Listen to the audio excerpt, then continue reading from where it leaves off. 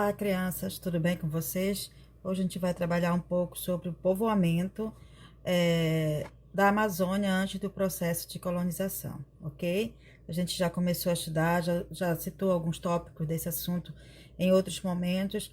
Hoje a gente vai concluir o assunto, já que hoje é a nossa última aula. A partir da próxima semana a gente já vai começar a fazer a revisão para poder fazer a avaliação, ok? Então estudem, peguem a apostila de vocês, façam uma revisão do assunto.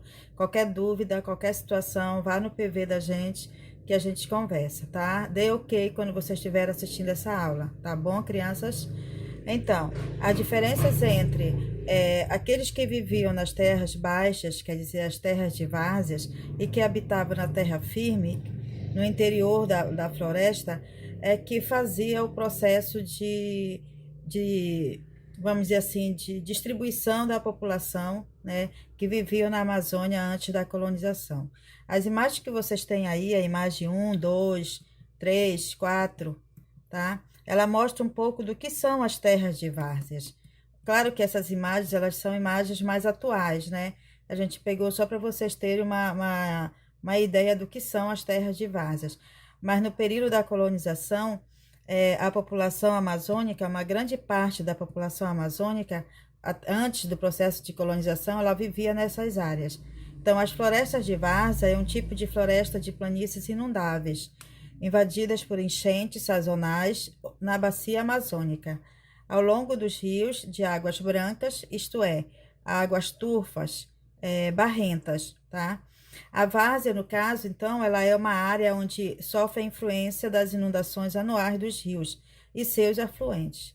Na Amazônia, o nível dos rios começa a subir em novembro e apenas em agosto do outro ano, né, do ano seguinte, ele começa a descer. Então, essas imagens que vocês têm aí, elas mostram um pouco o que são essas terras de várzeas, tá?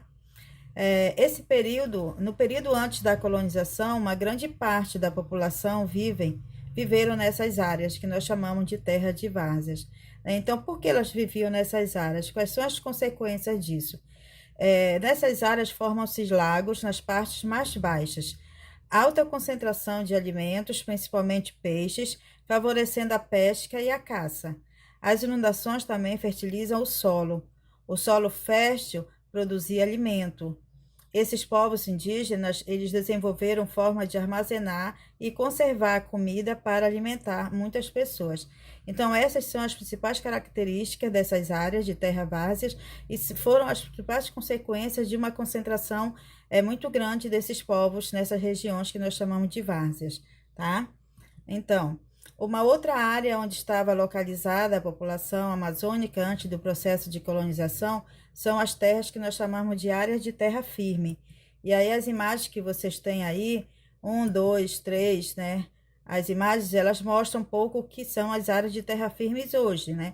Dentro da região amazônica, tá? Mas aí a gente vai explicar para vocês o que são áreas de terras firmes. São áreas mais diversificadas que as de várzeas e possui variedades de ambientes, né? Como a gente pode observar hoje na nossa região. Essas áreas, elas não sofrem tantas inundações do regime dos rios. A sua população depende mais das alternâncias entre as estações secas e as estações chuvosas, né? Com as atividades econômicas envolvendo determinadas atividades no momento que tem muita chuva e outras atividades no momento que não tem chuva, tá? Então depende muito das estações. Nesses espaços, a busca por alimentos buscava mais tempo das pessoas.